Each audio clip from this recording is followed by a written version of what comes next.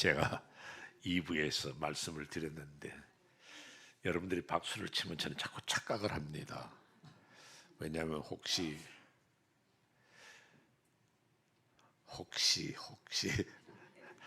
왜냐하면 제가 오래전에 로마에 제가 부흥회를 갔는데 로마에는 유학생들이 많습니다. 성악을 전공하든지 피아노를 전공하든지 그림이나 건축관계로 연구하는 분들이 많은데 그 제가 나가는 교회에도 성악을 전공한 분들이 많아요. 오늘 우리 찬양대가 참 잘하셨어요. 또 이러면 또 1부는 내가 이야기를 안 해, 2부는 이야기를 안 했기 때문에 또 2부 또 우리 찬양대가 섭수할지 모르는데 2부도 잘했어요. 근데 그 제가 잊어버리고 못했는데 우리 3부 찬양대가 참 잘했습니다. 근데 그 로마에 있는 그 교회는 전부 다 성악을 전공하는 분들이 많기 때문에 찬양대원들도 돌아가면서 시켜야 돼요. 안 그러면 왜 저 사람만 찬양대 놔두느냐, 또 저 지휘자도 왜 맨날 저 지휘자만 하기 때문에 지휘 전공하는 분도 많으니까 돌아가면서 하는데 그 교회는 꼭 주일이나 부흥회 때 설교를 마치면 박수를 쳐요. 저는 착각을 해가지고 이 박수를 치는 거 보니까 또 앵콜인가 싶어서 설교를 한 번 더 해야 되는가, 네, 그 생각을 했는데 여러분이 박수를 쳐주셔서 너무 감사하고 여러분을 만나서 참 반갑습니다. 별로 안 반가우신 분도 계신 것 같은데 저는 반가운 게 제가 새벽 기도를 나가면 우리 조순배 목사님 네 분과 또 얼굴과 경위는 잘 모르지만 시온산 교회 성도들을 기억하고 있어서 늘 제 기도 제목에 들어갑니다. 그래서 여러분들 개개인은 몰라도 저는 늘 위해서 기도하는 교회요 성도이기 때문에 오늘 이렇게 귀한 자리에 설교할 수 있어서 너무 감사하고 또 짧은 시간이지만은 우리 여러분과 함께 말씀을 나누면서 은혜 받는 시간이 되어서 감사해서 우리 하나님 앞에 기도드리고 말씀을 나누려고 합니다. 기도하십시다. 오늘 거룩한 주일 주의 전에 올라와 예배할 수 있도록 이끄신 하나님 은혜와 사랑을 감사합니다. 우리들이 주님 앞에 예배할 수 있다는 것도 축복이고 우리의 예배를 받으신 주님이 우리를 향해 두 손 들어 복을 내리실 것을 생각할 때 어찌 감사하지 아니할 수가 있겠습니까? 오늘 주시는 말씀도 생명의 양식이 되어서 내 삶을 이끌어가는 지표가 되게 하시고 내 삶의 큰 축복의 말씀으로 일생 잊어지지 않는 귀한 말씀으로 우리에게 주어지게 하여 주옵소서. 말씀 가운데 역사하실 주님의 은혜를 기다려오며 우리 주 예수 그리스도 이름 받도록 기도 올려옵나이다. 아멘. 제가 오늘 여러분들 읽으신 요한복음 21장 6절에서부터 14절 말씀을 통하여 영혼의 아침이라는 제목으로 말씀을 드립니다. 영혼의 아침이라 그럴 때 여러분도 언뜻 생각할 때 그럼 영혼의 밤이 있느냐, 영혼의 낮이 있느냐 생각하시겠는데 잘 생각하신 겁니다. 저는 원래 이 설교를 준비할 때에 세 개의 설교로 준비를 했습니다. 1절에서부터 우리 5절까지는 영혼의 밤, 그 다음에 6절에서부터 14절까지가 영혼의 아침, 15절에서부터 마지막 25절까지가 영혼의 낮, 그렇게 세 개의 설교를 준비하고 제가 섬기는 교회에서 영혼의 아침까지 제가 설교를 했습니다. 여러분들이 생각할 때 그럼 밤은 무엇이고 아침은 무엇이고 낮은 무엇이냐 생각하는데 제가 설교를 하면서 조금 언급을 해드리겠고 아침까지 말씀을 드리겠는데 영혼의 밤에 대해서 설교를 들으시기를 원하시면 다음에 또 한 번 더 오라 해주시면 감사한 마음으로 와서 여러분들과 말씀을 나눌 수 있게 되겠습니다. 제가 오늘 이 본문을 가지고 여러분들에게 두 가지 말씀을 드리려고 합니다. 하나는 뭐냐 하면 영혼의 아침이 언제 오느냐, 영혼의 아침의 시작은 바로 주의 말씀에 순종할 때에 영혼이 밝아지고 주님을 바로 알고 신앙의 삶이 본격적으로 시작된다는 것을 가리킵니다. 조금 전에 제가 언급해 드린 것처럼 그럼 영혼의 밤은 무엇이기에 영혼의 밤이란 말을 하느냐? 그 영혼의 밤은 깜깜하죠. 깜깜하다는 것은 뭐냐 하면 바로 세상의 어느 것도 바라볼 수 없고 깨달을 수 없고 알지 못했고 예수님의 말씀대로 잡은 것이 없는 그런 허전한 인생의 삶을 이야기를 합니다. 오늘 그래서 제가 여러분들에게 이 영혼의 밤을 잠깐 언급해 드리는 것은 우리가 삶을 살아가면서 많은 수고와 애씀이 있습니다. 그러나 실제로 돌이켜보면 우리가 잡은 것이 없고 정말로 이것은 나의 행복이다, 나의 성공이다 말할 만큼 내놓을 수 있는 것이 별로 없다는 이야기입니다. 마치 어린아이가 해변가에 나가서 모래를 한 움큼 줍니다. 그러나 쥐면 쥘수록 모래는 손가락 사이로 빠져나가고 펴보면 아무것도 없는 것처럼 내가 삶을 살아가면서 많은 수고를 합니다. 이렇게 하면 잘 살리라, 이렇게 하면 성공하리라, 이렇게 하면 행복하리라. 그렇지만 그게 그렇지 않습니다. 누구는 실패하고 싶어서 실패합니까? 누구는 건강하지 않기를 원해서 병들기를 원합니까? 천만의 말씀입니다. 누구나 행복을 원하고 성공을 원하고 건강한 삶, 자식을 낳아도 이 자식이 잘 되기를 바라지 저 자식 잘못 되기를 바라는 건 아무도 없습니다. 근데 그게 내 마음대로 안 되거든요. 어느 세월 지내서 이렇게 뒤를 돌이켜보면 잡은 것이 없어. 내가 뭐하러 이렇게 수고했느냐? 내가 수고해서 얻은 결과가 뭐냐? 참 허전할 때가 많이 있습니다. 나는 혼자서 밤에 걱정을 하면서 이리 놓다 저리 놓다는데 속도 모르는 영감은 옆에서 씩씩거리면 혼자 잘 때 억울하기도 하고 사람을 이렇게 몰라주느냐는 그런 답답한 마음도 생기고 나는 고생하면서 자식을 키웠는데 그 자식은 애비도 몰라보고 애미도 몰라보고 지 맘대로 지가 성공한 줄 알고 지가 잘난 줄 알고 그런 삶을 볼 때 내가 무엇을 하는가?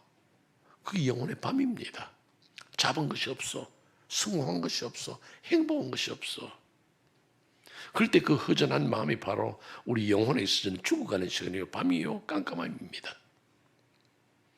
아울러서 그 영혼의 밤은 어떤 밤이냐? 예수께서 그 호숫가에 계시는데 몰라봅니다. 예수님 그 옆에 있는데도 모릅니다.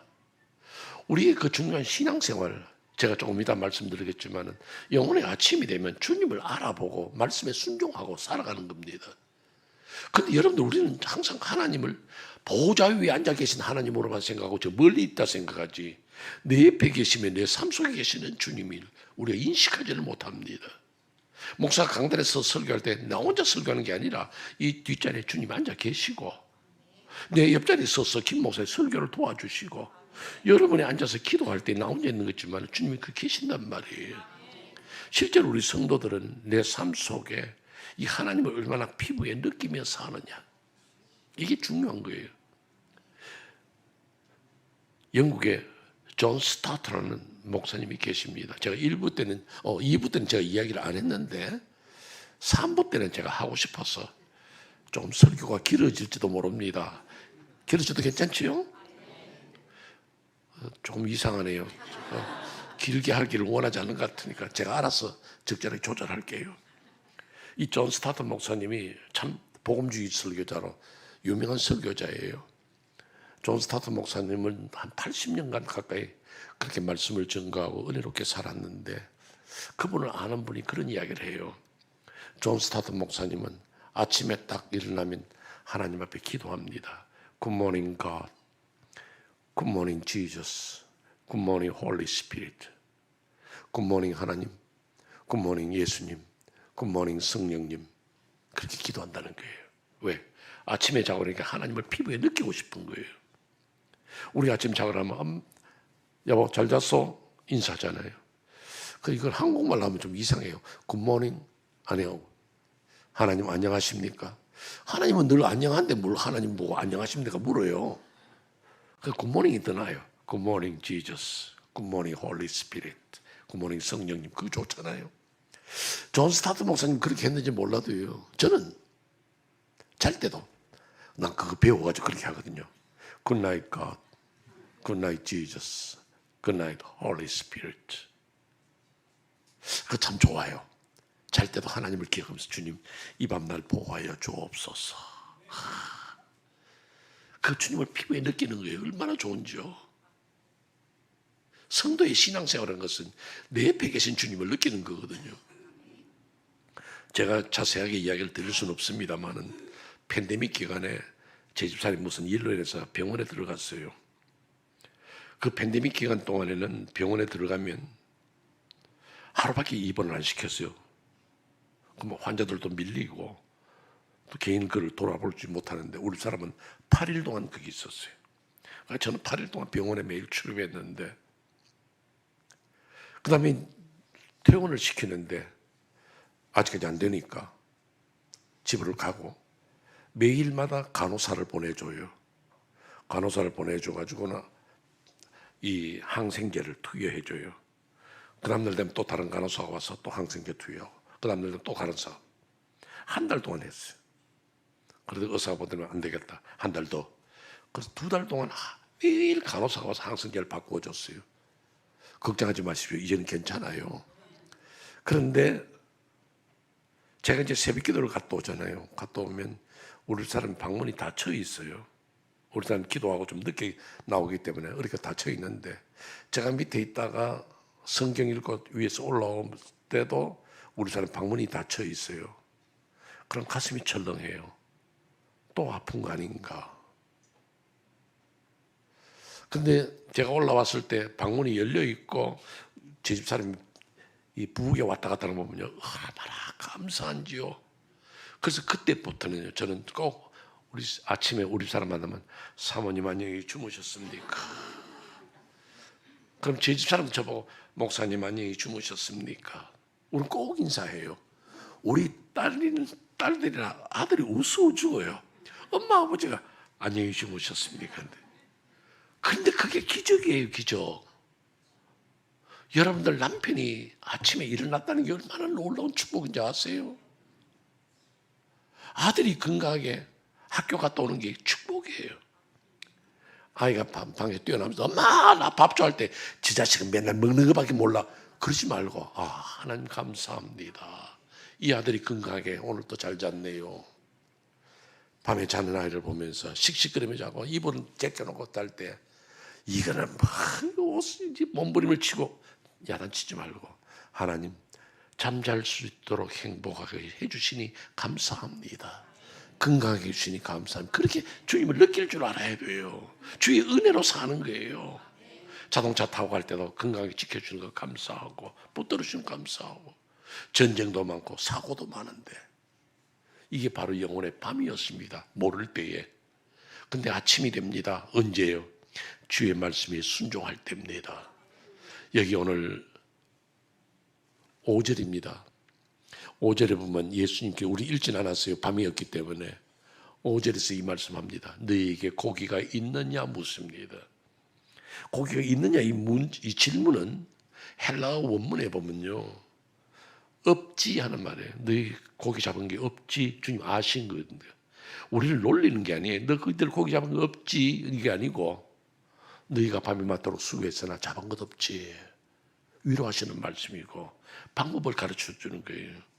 오늘 우리의 사정을 주님은 아십니다. 여러분이 아시는 것처럼 요한복음 11장에 보면 나사로의 가정이 나옵니다.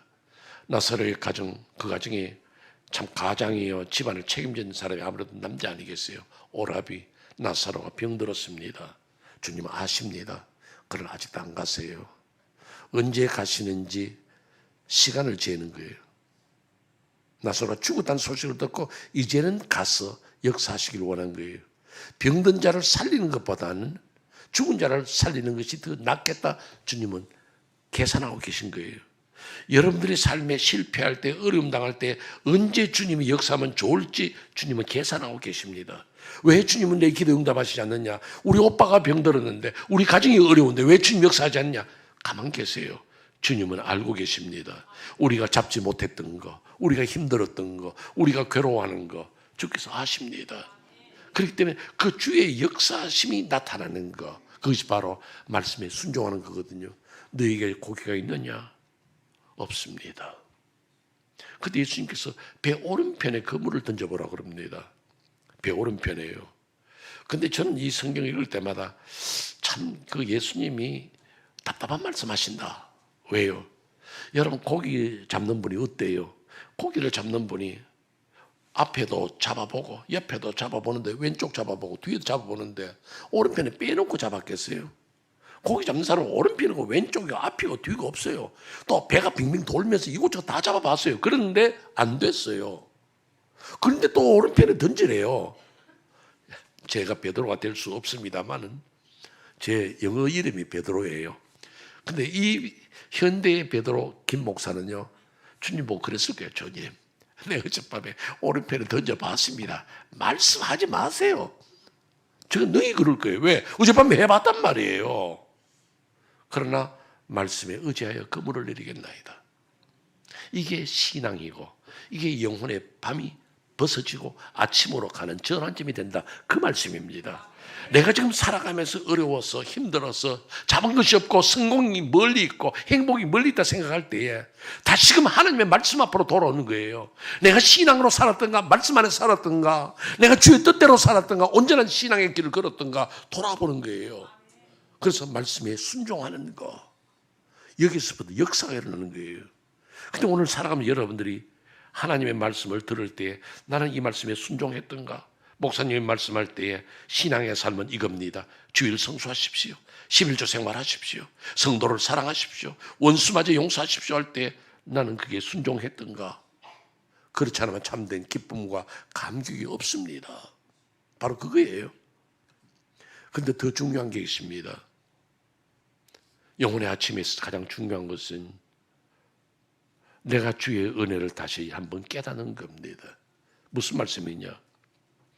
요한복음 21장에 보면 베드로가 예수님을 처음 만날 때 사건이 나옵니다. 그날도 호수에 나가서 고기를 잡았습니다. 그런데 한 마리도 못 잡았습니다. 빈털터리로 나와서 야, 오늘은 공쳤네. 내가 오늘 도매상에 넘겨야 할 고기가 하나도 없네. 어쩌나 못 잡은 거. 그러면서 나와서 그물을 씻습니다. 근데 주님께서 나오셔서 말씀합니다. 깊은 데로 가서 그물을 던지라 그럽니다. 어젯밤에 밤새도록 던졌습니다. 못 잡았어요. 그런데 주님 말씀합니다. 주께서 말씀하시니까 그 말씀에 순종해서 그물을 던져요. 고기를 엄청나게 많이 잡습니다. 베드로에게는 이것이 떠오르는 거예요. 내가 예수를 처음 만났을 때 그때 나를 보고 깊은 데 가서 그물을 던졌다 했던 그 사건, 지금 오늘 이 요한복음 21장에서 누가복음 5장에서 이것이 겹쳐지면서 자기에게는 옛날을 회상케 하는 거예요. 내가 예수님 처음 만날 때 주님이 깊은 데로 가서 그물을 던지라 했는데 오늘 나는 뭐냐 이거지. 예수님이 부활하셨지만 그 부활을 못 믿고 3년 동안 따라다니면서 예수님이 제자근이 하고 지나왔지만은 결과적으로 나는 뭐냐 이거죠. 내가 예수님을 처음 만났을 때 그 말씀에 순종해서 깊은 데로 가 그물을 던졌던 그 사랑 잊어버리고 그 은혜 잊어버리고 그 고백 잊어버리고 나는 지금 이렇게 돼 있다 이거죠. 그게 얼마나 가슴 아팠겠어요. 그게 떠오르는 거예요. 내가 받았던 그 사랑, 내가 받았던 그 은혜, 오늘 우리는 어떨까요? 여러분들이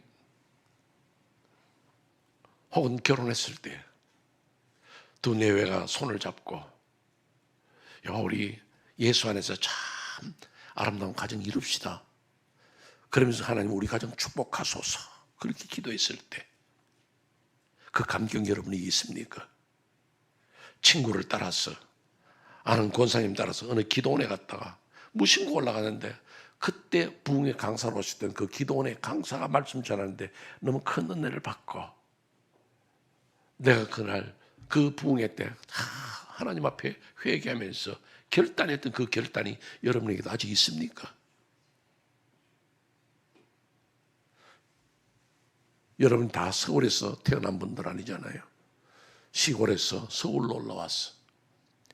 자식들을 데리고 이제 이 땅에서 이 서울 땅 아무도 없는 데서 내가 이제 삶을 이루어야 되는데 여러분 나름대로 어떤 결단을 안 했겠습니까? 하나님이여 이제 우리 서울살이 시작하는데 아무도 날 도와줄 사람 없습니다. 이 서울에서 꼭 버티고 살 수 있도록 주여 축복하소서. 그렇게 매달리며 기도했던 그 감격이 그 열심이 그 뜨거움이 여러분에게 있습니까? 저는 없습니다. 저는 참 신앙 고백으로 이야기하는 거예요. 저는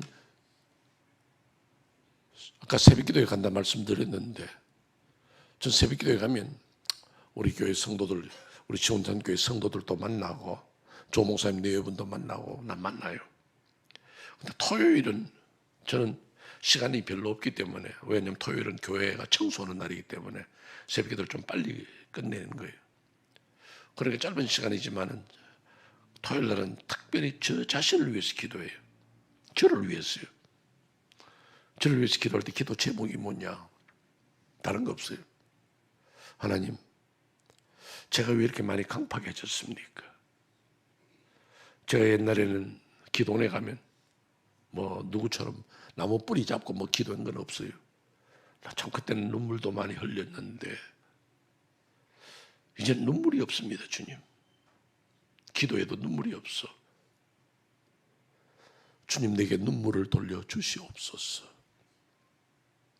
전에는 그렇게 기도를 간절히 했는데 어쩌면 주님, 요즘은 나는 건성으로 기도하는 것 같습니다. 나를 불쌍히 여겨 주시옵소서. 예전에 내가 하나님 앞에 내세웠던 그 감격, 그 감동이 지금 없기 때문에 걱정이 되는 거예요. 이래가 어떻게 할까? 여러분도 그 받았던 은혜를 다시 회복하시기를 주의 이름으로 축원합니다. 옛날의 그 믿음, 옛날의 그 기도, 내가 예수 처음 만났을 때 그 뜨거움이 여러분 있어야 돼요. 1800년대에 미국에 아니라 세계에 대재벌이 있었죠. 락펠러요. 락펠러도 집안이 가난했습니다. 가난했기 때문에 직장 생활을 했는데 청년 시절에 클레브랜드에 가서 직장을 하나 얻었어요. 그 직장에 갔는데 한 달 봉급이 얼마냐면 3불이에요. 3불. 그땐 컸어요. 지금은 3불 아무것도 아니지만은. 그런데 첫 달 봉급 3불 받고 나니까 얼마나 좋은지요. 받고 나니까 이게 막 그냥 있을 수가 없어. 그래서 화장실 간다 그러고서 화장실 가가지고 그 돈 3불을 꺼내가지고 막 헤아려 봤어요. 웃기는 이야기지만 한국 사람들 돈 헤아릴 때 안쪽으로 헤아리잖아요. 내 돈, 내 돈, 내 돈, 내 돈, 내 돈 하고 헤아리고. 그러고 내놔야 돼요. 근데 서양 사람들은 돈을 이렇게 해요. 꼭 나 줄 그것처럼 축축축축 해놓고 쓱 걷어가요. 그럼 뭐 이렇게든 저렇게든 이 락펠러가요, 돈 3불이 얼마나 좋은지 화장실에서 헤아려보고 또 사무실에 들어왔습니다. 근데 그 3불이 너무 좋아. 또 화장실 가가지고 또 3불 꺼내가지고 또 헤아려봤습니다. 얼마나 좋던지. 그게 그에게는 첫 감격이거든요. 나중에 락펠러가 진짜 큰 재벌이 되었습니다. 재벌이 되고 난 뒤에 그런 고백을 합니다. 내가 그때 첫 봉급 3불 받을 때의 그 감동, 그 감격을 누가 내게 줄 수 있다면 나는 지금도 내 재산을 전부 주겠다. 그게 회복이 안 되는 거예요. 이제 돈 많아지니까 별로 3불. 오늘도 여러분들 편하게 살고 삶이 어느 정도 형통하다 싶으니까 이제는 그때 감격했던 거, 그때 기도했던 거, 그때 매달렸던 거 아무 가치가 없는 것 같아. 그렇다면 여러분은 다시금 옛날로 돌아가야 되겠습니까? 고기 못 잡던 시절로 돌아가야 되겠습니까? 여러분이 어려웠고 불행했던 그 시절로 돌아가야 되겠습니까? 언제나 여러분 옛사랑을 그대로 지속하고 없으면 회복하고 있으면 지속하는 여러분이 되시기를 바랍니다. 제 사랑하는 친구였습니다. 그 친구가 저와 나이가 같은데 세상을 일찍 떠났어요. 근데 그 친구는 목회하면서 신방을 가잖아요. 가게에 신방을 가든지 개인 집에 신방을 가든지 뭐 직장에서 신방을 가든지 무조건 찬송가는 305장을 부릅니다. 나 같은 죄인 살리신 주 은혜 고마워. 이 집에 가도 305장, 저 집에 가도 305장, 이 가게 가도 305장, 어딘 가면 막 305장만 부르는 거예요. 그렇게 또 장로님들이 가만 계시겠어요. 목사님, 찬송가가 600장인데 왜 맨날 305장만 부릅니까? 305장. 다른 것도 좀 부릅시다. 그러거나 말거나 목사님은 이 집에 가도 305장, 저 집에 가도 305장. 그 장로님 또 600장인데 600장인데 그런 거예요. 근데 어느 날 그 장로님의 병원에 입원을 했습니다. 목사님이 신방 가셔야 하잖아요. 신방 갔습니다. 몇 장 불렀겠어요? 305장. 305장을 불렀는데 그 찬송에 장로님이 은혜를 받았어. 그 장로님도 퇴원하고 난 다음에는 305장만 부르는 거예요. 왜? 내가 받은 은혜가 305장이야. 내게 주신 은혜가 305장이야. 그 찬송 부르고. 오늘 여러분들 305장 부르자는 이야기 아니에요. 여러분의 삶 속에도 주와 사랑을 고백했던 그 고백, 주님 앞에 내놓았던 헌신, 소원 그대로 살리는 여러분이 되시기를 주의 이름으로 축원합니다. 이제 두 번째 말씀을 드립니다. 두 번째 말씀은 지금 잡은 생선을 가져오라, 주의 말씀입니다. 베드로는 주님이시란 말씀을 듣고 겉옷을 두르고 주님 앞에 갑니다.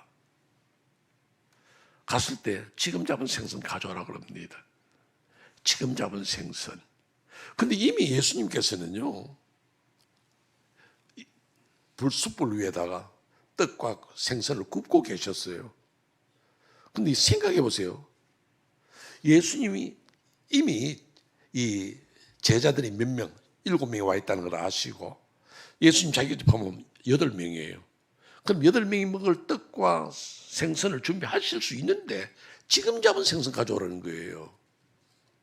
계산상으로 미리 준비할 수도 있고, 아니면 예수님 권능 많으시니까 보리떡 5개, 물고기 2마리로 5,000명 이상을 먹이신 주님인데 그 7사람, 8사람 못 먹겠어요? 생선아 더 있어라, 떡이야 더 있어라 그러면 생기는 거예요. 근데 지금 잡은 생선 가져오라는 거예요. 지금 잡은 생선을 가져오라 할 때에 그때 베드로를 한번 생각해 보세요. 베드로는 그렇지 않아도 주님이시라는 말씀을 듣고 마음이 괴로운 거예요. 누가복음 5장이 생각난 거예요. 예수님을 처음 만났을 때가 생각나는 거예요. 베드로가 예수님을 모른다고 부인했을 그 밤에는요, 그는 밖으로 나가서 심히 통곡하고 울었다 그럽니다. 그런데 지금 잡은 생선을 가져오라 하고 예수님 앞으로 갈 때에 베드로는 어떤 마음이었을까? 성경에는 통곡했다, 울었다는 말씀이 없습니다.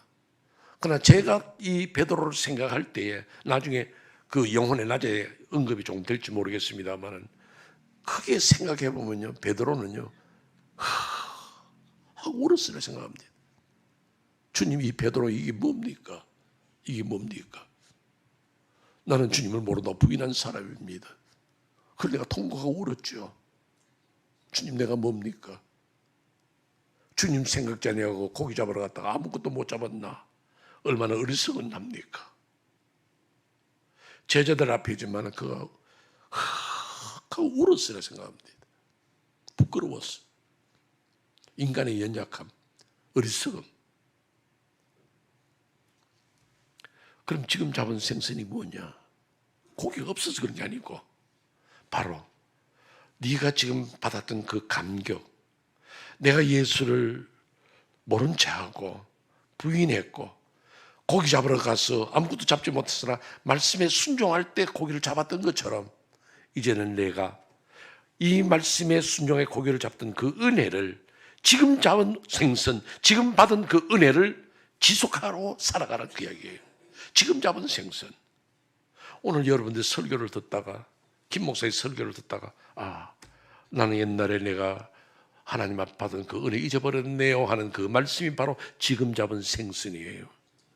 여러분들 조 목사님이 강단에서 설교하실 때에 다른 사람은 뭐 다 그냥 들었는데 유독 내게는 이 말씀이 찔리고 이 말씀에 회개한 거예요. 그게 바로 지금 잡은 생선이에요. 여러분의 아침에 일어나서 성경을 읽습니다. 늘 읽던 성경인데 오늘 아침에는 그게 유독스럽게 내게 은혜가 돼. 그럼 그 말씀이 바로 지금 잡은 생선이에요. 그걸 가지고 일주일을 살고 그걸 가지고 내 생애를 살아가라, 그 말씀인 겁니다. 그 말씀을 부여잡고 내 제자가 되고 이제는 영혼의 낮으로 가라는 겁니다. 그게 낮이 오는 거예요. 그거 잡아야 돼요. 미국에 유명한 화가가 있습니다. 그 화가가 하루는 자기 캔버스에다가 그림을 그렸습니다. 어떤 그림이냐? 그림의 제목은 폭풍우 속에 어머니와 아이입니다. 비바람이 몰아치는 폭풍과 막 몰아치는데 한 어머니와 아이가 그 비바람 속에서 오돌오돌 떨고 있는 그림입니다. 자기가 봐도 참 잘 그렸어요. 근데 그 그림을 보다가 쇼크를 받은 거예요. 아, 세상에는 이렇게 버림받고 폭풍 가운데서도 도움을 받지 못하는 가난한 자들, 불쌍한 자들이 있구나. 바로 지금 잡은 생선이에요. 그럼 나는 이들을 위해서 뭘 했는가? 없다는 거죠. 그래서 그는 화구를 접어버리고 그 도시에 있는 빈민촌을 향해 나아갔습니다. 그래서 빈민들을 도우고 불쌍히 여기면서 많은 구제사업, 헌신사업을 했어요. 근데 그것이 모자라. 아니야, 이것이 끝이 아니야. 그럼 그는 신학교를 갑니다. 목사가 되었습니다. 그가 목사가 되어서 빈민들을 도우고 그들을 향해서 복음을 전했습니다. 근데 그것도 모자라. 다시 선교사의 사명을 받고 우간다와 동아프리카에 가서 선교하는 바로 그 알프레드 터크라는 선교사예요. 오늘 이 선교사는 자기가 그린 그림 앞에서 지금 잡은 생선을 가지고 일생을 산 겁니다. 오늘 여러분들도 내가 하나님 앞에 받은 그 은혜, 내가 하나님 앞에서 체험했던 그 체험, 그걸 그냥 버리지 마세요. 잊어버리지 마세요. 오늘 주님을 만나고 오늘 주의 말씀에 순종하고 내 옛날에 받은 그 은혜를 회복해서 그 받은 은혜로 살아가는 귀한 시온산교회 성도들이 되시기를 주의 이름으로 축원합니다. 기도하겠습니다. 이제 우리 다 같이 머리 숙여서 잠시 기도하실 것은, 여러분은 지금 잡은 것이 있습니까? 뭘 잡았습니까? 어떻게 잡았습니까? 여러분은 성공했다 생각합니까? 행복하다 생각합니까? 혹은 여러분들은 나는 너무 힘들다, 인생이 왜 이렇게 어려우냐 그러거든. 여러분들, 옛날에 내 믿음을 주여 회복하여 주옵소서. 옛날에 내 기도를 주님 회복하여 주옵소서. 내가 병들었을 때 병상에서 하나님 앞에 기도해서 나왔는데 지금 내가 병 낫고 나니까 주님 잊어버렸습니다. 이게 뭡니까 이게? 자식이 좀 바로 되면 난 참 행복하겠습니다 했는데 오늘 내 자식이 잘 삽니다. 그거 내 덕인 줄 알고 내가 잘해서 그런 줄 알고 여러분을 자만하고 있습니까? 아닙니다. 아닙니다. 오늘 난 주님 앞에 내 자신을 내어놓고 주여, 내가 옛날에 이런 믿음을 가지겠다고 이런 삶을 살겠다고 결심했는데 주님 날 회복시켜 주옵소서. 그 기도와 아울러서 오늘 받은 은혜를 주여 지속하며 내 삶을 살겠습니다 하고 결단하는 여러분이 되시기를 바랍니다. 우리 다 같이 한 목소리로 주여 한번 외치시고 같이 기도하겠습니다. 주여!